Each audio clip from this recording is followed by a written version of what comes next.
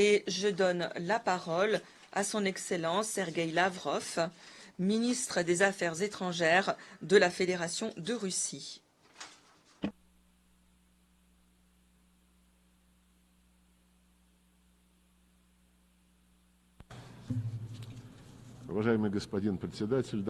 Monsieur le Président, Mesdames et Messieurs, il y a quelques jours,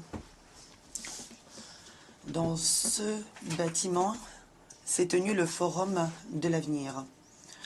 La Russie a adhéré à l'idée du secrétaire général qui consistait à convoquer un tel sommet, car la crise de l'organisation ne fait que s'aggraver et il faut faire quelque chose. Nous avons participé à la préparation du sommet, mais nous ne nous bercions pas d'illusions. En effet, il y a déjà eu beaucoup de grands sommets, de grandes déclarations, aussitôt oubliées. Par exemple, il y a eu le sommet du millénaire, qui avait proclamé l'objectif qui consistait à libérer les peuples du fléau de la guerre. Mais 2 ans plus tard, les États-Unis avaient envahi l'Irak sans mandat du Conseil de sécurité. Ce pays, aujourd'hui, ne s'est toujours pas relevé des conséquences de cette aventure militaire. Ensuite, en 2005, il y a eu le sommet des Nations Unies qui avait déclaré l'attachement à un monde juste conformément aux principes de la Charte des Nations Unies. Mais cela n'a pas empêché les États-Unis et leurs alliés de pousser M. Saakashvili à déployer en 2008 une agression militaire contre les peuples de Sidi du Sud et les casques bleus, ou plutôt les forces russes qui étaient chargées de maintenir la paix sur place. 3 ans plus tard, l'OTAN a organisé une intervention militaire en Libye, détruisant ce pays et sapant la stabilité des pays voisins. En 2015, il y a eu un autre sommet des Nations Unies, un sommet sur le développement durable, dont l'objectif était de lutter contre la pauvreté et les inégalités. Mais regardez les statistiques du financement du développement dans les pays du Sud global et sur le transfert des technologies. À l'époque, Kofi Annan et Ban Ki-moon l'avaient déjà déclaré, tout comme M. Gutiérrez aujourd'hui, il fallait réinitialiser la coopération mondiale. C'est un bon slogan. Qui serait contre un tel slogan? Mais comment peut-on parler de coopération internationale lorsque l'Occident piétine toutes ces valeurs qui, soi-disant, lui sont chères, fondées sur la mondialisation et qui étaient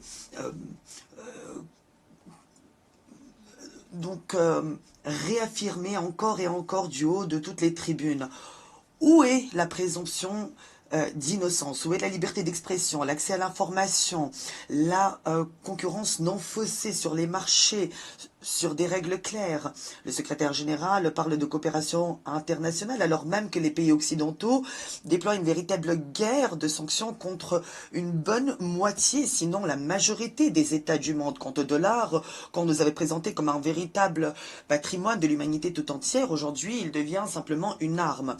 60 ans que se poursuit le blocus de Cuba, alors que la majorité de la communauté internationale réclame la levée de ce blocus. Les institutions de Bretton Woods, quant à elles, ne reflètent plus en rien la répartition du pouvoir et le rapport de force dans l'économie mondiale.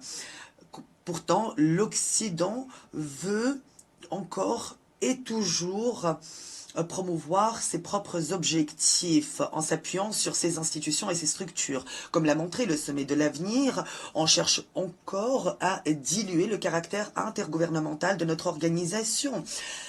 Les changements dans les méthodes de constitution des membres du secrétariat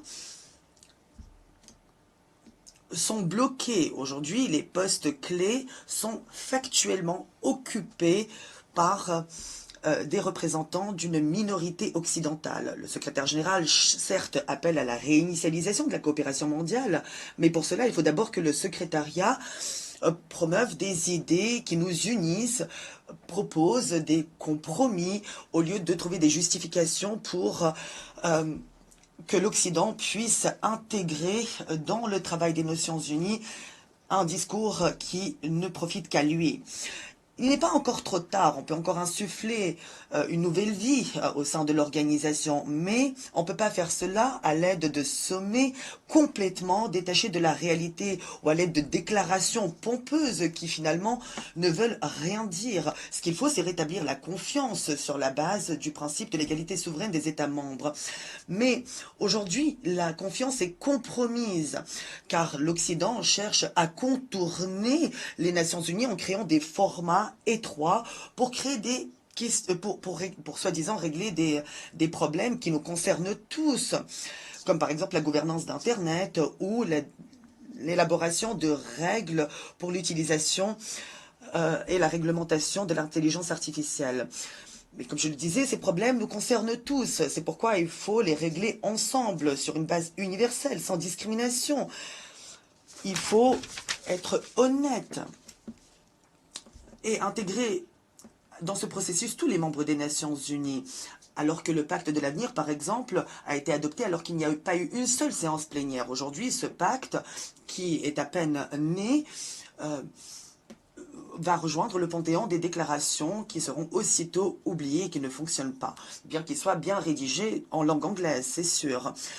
C'est ça, le triste sort des résultats de tels sommets. Le Conseil de sécurité, dont les résolutions sont pourtant juridiquement contraignantes, n'arrive pas à les faire appliquer. On l'a vu avec les accords de Dayton également sur le règlement à Kosovo. Mais il y a aussi, et c'est l'exemple peut-être le plus criant, le fait que depuis 80 ans, les résolutions adoptées par consensus au Conseil de sécurité sur la création d'un État palestinien n'arrivent pas à être appliquées, alors que l'objectif est que Israël et la Palestine vivent en paix et dans la sécurité. On ne peut pas bien sûr justifier les actes de terrorisme commis le 7 octobre, mais ce qu'on voit aujourd'hui, c'est une punition collective des Palestiniens, c'est une catastrophe humanitaire sans précédent. Aujourd'hui, les armes américaines servent à tuer des populations civiles. Alors ce qu'il faut, c'est aujourd'hui acheminer de l'aide humanitaire, organiser la reconstruction et garantir surtout le respect par les des droits des Palestiniens, notamment leur droit à l'autodétermination. On ne peut pas aujourd'hui accepter ce qui se passe. Et un autre exemple de méthode terroriste utilisée par ces acteurs, c'est le fait que l'on transforme des appareils de communication en armes fatales, meurtrières. Un exemple que nous connaissons tous. Il faut donc aujourd'hui faire toute la lumière sur ce crime. Bien sûr, les États-Unis vont nier leur implication dans cet incident, alors qu'on le sait. Ils le savaient tout au moins que cela allait se produire. Mais ils avaient fait pareil concernant l'explosion de Nord Stream, ces gazoducs qui étaient pourtant un formidable symbole de coopération internationale. À la suite de leur destruction, la capacité de l'Union européenne à être concurrentielle sur l'économie mondiale a été compromise pour de nombreuses années. À qui profite cela? Eh bien, aux États-Unis. Mais sur la conscience de l'Occident, il y a aussi d'autres crimes qu'il faut citer. Par exemple, le fait que l'on dissimule la vérité sur d'autres crimes odieux, comme la provocation à Boutcha ou l'empoisonnement de ressortissants russes en Grande-Bretagne et en Allemagne. Le secrétariat des Nations Unies ne peut pas aujourd'hui être mis de côté dans les efforts visant à établir la vérité sur des situations qui touchent directement la sécurité mondiale. Il y a par exemple l'article 100 de la Charte des Nations Unies qu'il faut respecter. C'est pourquoi l'organisation est obligée aujourd'hui d'agir en toute impartialité, sans accepter d'instruction d'aucun gouvernement. Mais ce n'est pas ce que nous constatons. Il y a aujourd'hui des acteurs qui cherchent à séparer le monde en jardin fleuri d'un côté et en jungle de l'autre. Il y a ceux qui sont assis à la table et ceux qui se retrouvent sur le menu. Mais il ne faut pas oublier non plus toutes les autres situations comme l'Afghanistan. L'Afghanistan où l'Occident est entré, soi-disant, pour éliminer Al-Qaïda. Mais aujourd'hui, quel est le résultat? Il y a l'agression contre l'Irak, dont le résultat direct a été la création de l'EIL, la guerre en Syrie, qui a donné naissance à Jabhat al-Nusra. La destruction de la Libye a ouvert des portes au terrorisme dans la région sahélo-saharienne et a provoqué un afflux de migrants irréguliers en Europe sans précédent. Ce qui nous préoccupe également, c'est la pratique des assassinats politiques, comme nous l'avons constaté récemment à Beyrouth, encore une fois.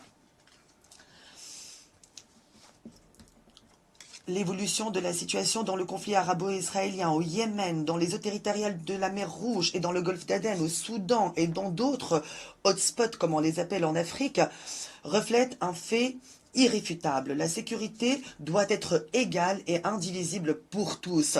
Autrement, il n'y aura pas de sécurité nulle part. C'est une vérité pourtant simple que la Russie, pendant des années, a essayé de faire comprendre à Washington, à Londres et à Bruxelles, alors que ces derniers sont empêtrés dans leur complexe et s'estiment exceptionnels. Ils agissent en toute impunité, malheureusement. Et pourtant, ils avaient promis de ne pas élargir l'OTAN. En 1999 et en 2010, ils avaient signé des documents officiels à l'issue de sommets de l'OSCE et se sont engagés à ne pas garantir leur sécurité au détriment de celle des autres. Mais, de facto, l'Alliance de l'Atlantique Nord, l'OTAN, depuis 3 décennies, mène une véritable expansion militaire et géopolitique en Europe et tente à s'implanter en Transcaucasie, en Asie centrale, créant une menace directe pour notre pays. L'Occident ne parle plus de coopération internationale dans ce contexte, alors que le secrétaire général en rêve. Aujourd'hui, dans les documents de doctrine militaire des pays occidentaux, on accuse directement la Russie, la Chine, le Bélarus, la RPDC, l'Iran d'être une menace pour leur propre hégémonie, leur domination. On a déclaré un objectif contre la Russie. On veut infliger à la Russie une défaite stratégique, comme Londres et Washington l'avaient déjà planifié en mai 1945, lorsqu'ils avaient élaboré, avant la fin de la Seconde Guerre mondiale, l'opération Unthinkable, impensable, pour détruire l'URSS. C'était une opération gardée dans le plus strict secret. Mais aujourd'hui, les stratèges anglo-saxons ne dissimulent même plus leurs objectifs. Bien sûr,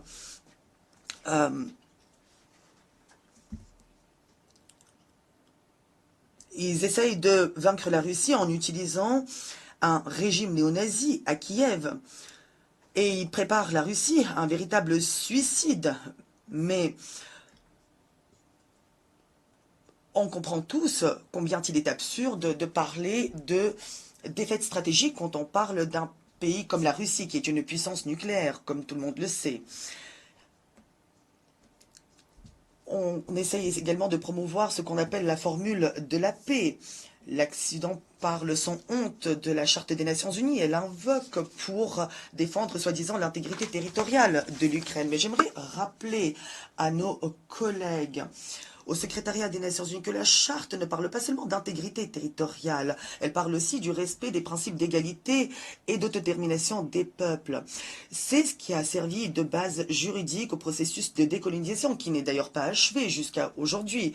Et en 1970, l'Assemblée générale avait, à l'unanimité, adopté une déclaration sur le respect de l'intégrité territoriale des États dont les gouvernements respectent le droit de leur peuple à l'autodétermination.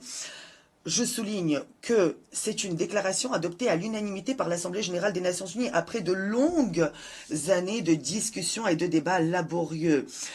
Et je n'ai pas à vous prouver que les néo-nazis ukrainiens qui ont pris le pouvoir par la force à Kiev à la suite d'un coup d'État sanglant appuyé par les États-Unis en février 2014 ne représentait pas et ne représente toujours pas la population russe de Crimée, du Donbass et de la Nouvelle-Russie. Or, les dirigeants occidentaux ne parlent pas des droits de ces populations. Nous le savons, aujourd'hui, la langue russe avait été interdite légalement dans tous les domaines, dans l'éducation, dans les médias, dans l'art, dans la culture et même dans la vie quotidienne. Une nouvelle loi a été adoptée récemment sur l'interdiction de l'Église orthodoxe ukrainienne de tradition canonique. Ce sont là des violations flagrantes des droits des populations russes, droits pourtant inscrits dans la Charte des Nations Unies. À cela vient s'ajouter la menace qui pèse sur la sécurité de la Russie et sur celle de toute l'Europe d'ailleurs, une menace qui émane du régime de Kiev. C'est pour éliminer ces menaces que nous avons lancé l'opération militaire spéciale. Notre objectif est de protéger notre pays, d'assurer sa sécurité pour les générations actuelles et futures. Certains de nos partenaires, certes, cherchent à assurer la médiation dans cette situation et nous apprécions d'ailleurs à leur juste valeur leur démarche constructive. Contrairement à cette soi-disant formule de la paix, leurs efforts sont vraiment utiles. Mais nous appelons encore et toujours à prendre en considération les causes profondes de cette situation. Si ces causes profondes ne sont pas éliminées, il n'y aura pas de paix réelle ou pérenne. Pourtant, Vladimir Poutine, le 14 juin, avait proposé un plan réaliste de règlement de cette situation. Mais Kiev et leurs sponsors, et ses sponsors ont tout fait pour saper toute perspective de négociation. Cette agressivité et cette hypocrisie sans précédent de la politique occidentale vis-à-vis de la Russie anéantit toute perspective de coopération mondiale affirmée par le secrétaire général et bloque le fonctionnement de l'ensemble du système de gouvernance international, y compris au Conseil de sécurité. Ce n'est pas nous qui avons choisi de procéder de la sorte, ce n'est pas à nous d'assumer la responsabilité des conséquences de cette politique dangereuse. Pourtant, si l'Occident ne change pas de cap, eh bien, les conséquences se feront sentir partout dans le monde. La majorité des États dans le monde sait que la confrontation et l'hégémonie ne régleront pas les problèmes du monde. Ils ne font qu'entraver le processus de création d'un monde multipolaire qui devrait s'appuyer sur l'égalité des droits de tous, nations petites comme grandes nations.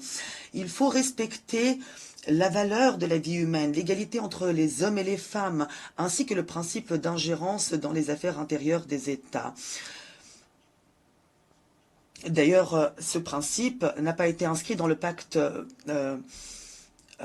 et n'a pas été évoqué au sommet de l'avenir, car certains ont cherché à le bloquer, avec les États-Unis et leurs satellites en tête de liste. Le 18 septembre, il y a eu un forum à Saint-Pétersbourg, au cours duquel le président Poutine avait souligné la nécessité d'unir les efforts au nom du développement durable de tous et de la sécurité indivisible et égalitaire. Il est important que le Sud global et les pays d'Europe orientale fassent valoir leurs droits. Ils l'exigent depuis trop longtemps et ils doivent pouvoir et l'Orient aussi, de manière générale, doit pouvoir participer de manière plus constructive au règlement des problèmes du monde.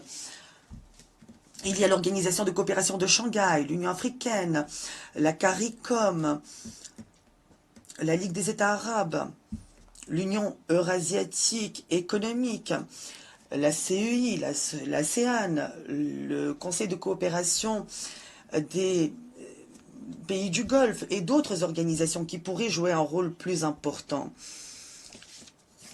Il y a aussi les BRICS qui créent des possibilités d'harmonisation des approches pour trouver des mécanismes de coopération mutuellement bénéfiques qui ne seraient pas contrôlés par des acteurs extérieurs et ne seraient pas soumis à leurs diktats.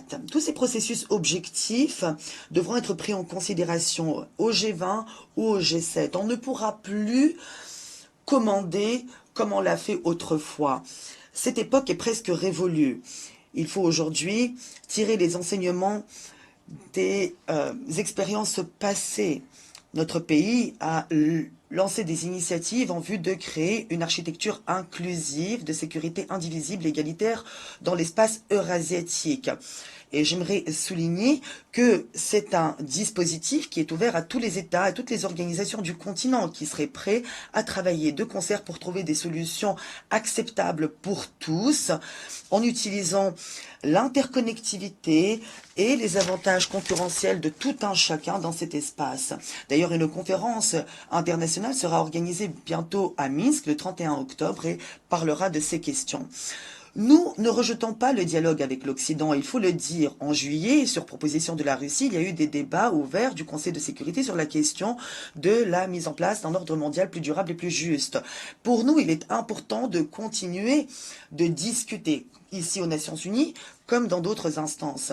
Un ordre mondial plus juste suppose néanmoins une représentation plus large du Sud global au Conseil de sécurité des Nations Unies. Nous confirmons donc notre position à l'appui des candidatures du Brésil et de l'Inde et sur l'approbation des initiatives de l'Union africaine. Évidemment, on ne peut même pas parler d'octroyer des sièges supplémentaires aux pays occidentaux qui sont déjà surreprésentés au Conseil de sécurité. Quoi qu'il arrive, la Russie sera toujours du côté du travail collectif, du côté de la vérité, du droit, de la paix, de la coopération. C'est la raison pour laquelle il y a eu l'initiative du groupe des Amis du Venezuela pour la défense de la Charte des Nations Unies. Ces buts et principes sont d'actualité aujourd'hui comme il était auparavant. Le plus important, c'est que ces principes soient respectés afin d'aller contre la confrontation. Il est extrêmement important pour nous de continuer de défendre la paix et la coopération afin que les idéaux inscrits dans la Charte des Nations Unies trouvent une expression concrète. Comme je l'ai dit, cette initiative du groupe de Venezuela reste d'actualité aujourd'hui. Le plus important, c'est que tous, sans exception, respectent les principes de manière universelle et non pas de manière sélective. Il faut en effet trouver un équilibre entre les intérêts nationaux légitimes de tous les pays